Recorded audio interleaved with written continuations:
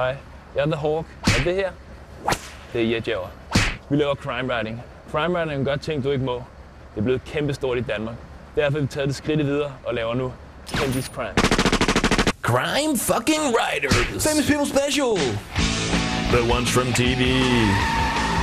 Oh my god, it's a classic double crime! No hands on bike. In the park. In front of semi-famous. The one with big ears.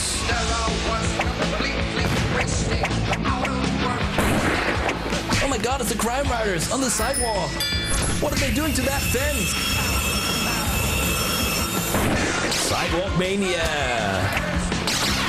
Mange interesseorganisationer, som Red Barnet og Børnerådet, siger, at man ikke må mobbe. Arbejdstilsynet siger, man heller ikke må. Et godt eksempel er at kalde sin kollega Tommy for noget, han slet ikke hedder. Tommy Røvlort. Tommy ass shit. En crime writer er ekspert i at mobbe. Hej Brille. Glass monkey. Har du spist meget pakket fars i dag, Lars? Nej. Bor du på Mars måske så?